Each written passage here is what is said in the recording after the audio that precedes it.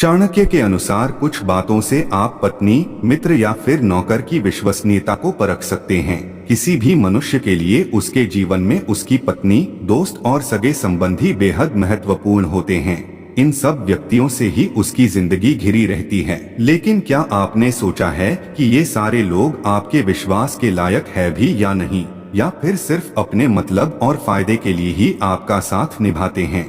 इसी विषय पर गहराई से चर्चा करेंगे आज की इस वीडियो में, इसलिए बने रहें वीडियो के अंत तक पूरी जानकारी पाने के लिए। आचार्य चाणक्य का नाम बड़े विद्वानों में शामिल किया जाता है। उनकी बुद्धिवन नीति की मिसालें लोग आज तक देते हैं। वो अपने सामने खड़े किसी भी मनुष्य को देखकर ये बता सकते थे कि सामने वाला क्या सोच रहा है, क्या वह व्यक्ति ठीक है, उस पर भरोसा करना चाहिए या नहीं। वह अपने समय में इन सब चीजों से जुड़ी बातें शास्त्रों में लिख देते हैं, जो आज भी उतनी ही प्रासंगिक हैं जितनी उस समय थी। चाणक्य की कुछ ऐसी बातें जिनके जरिए हम ये बता सकते हैं कि कोई दोस्त, नौकर या फिर पत्नी भरोसे लायक है या नहीं।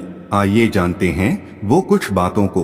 पहला है नौकर। दोस्तों, नौकर की विश्वसनीयता परखने के लिए उसे बड़ी जिम्मेदारी वाला काम देना चाहिए। चाणक्य कहते हैं कि जब आपके नौकर या फिर सेवक को जिम्मेदारी वाला कार्य दिया जाएगा, तभी तो यह पता चल पाएगा कि वो कितना योग्य है आपके विश्वास को पाने के लिए। नौकर की वफादारी जानने के लिए उसे पैसों से संबंधित काम दें और फिर ऐसे उसकी निगरानी करें कि उसे पता ही ना चले। अगर वो गलत होगा और चोरी करने का प्रयास करता है तो इससे आपको मालूम पड़ जाएगा कि वह वफादार है भी या नहीं। इस तरह आप परखने का प्रयास कर सकते हैं।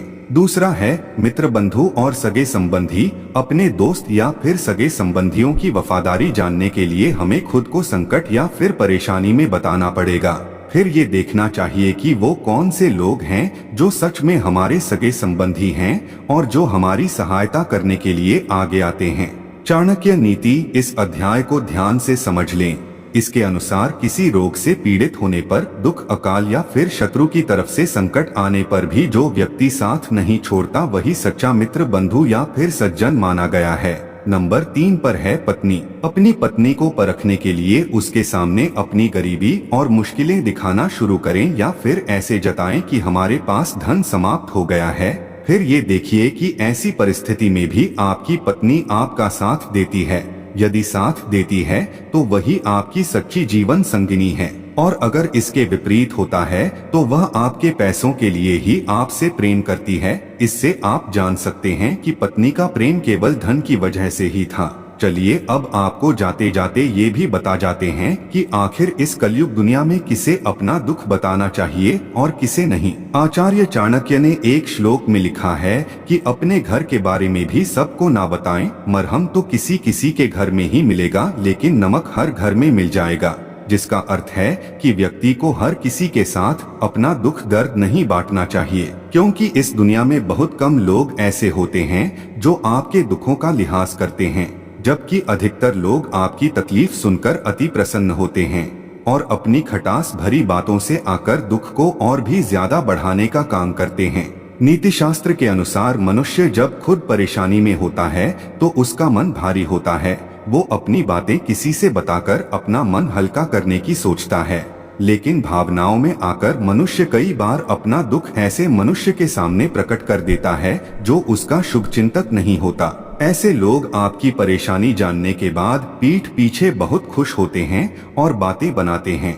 ऐसे में हर किसी को अपना दुख बताने से पहले समझना चाहिए कि वह इंसान आपका हमदर्द है भी या नहीं। ऐसा कहा जाता है कि यदि किसी मनुष्य को कोई चिंता या फिर परेशानी हो तो उसे भगवत गीता का पाठ जरूर करना चाहिए, क्योंकि ऐसी मान्यता है कि गीता का जो भी पाठ करता है उसे अपने जीवन में आ रही मुश्किलों को हल करने का समय मिल जाता है।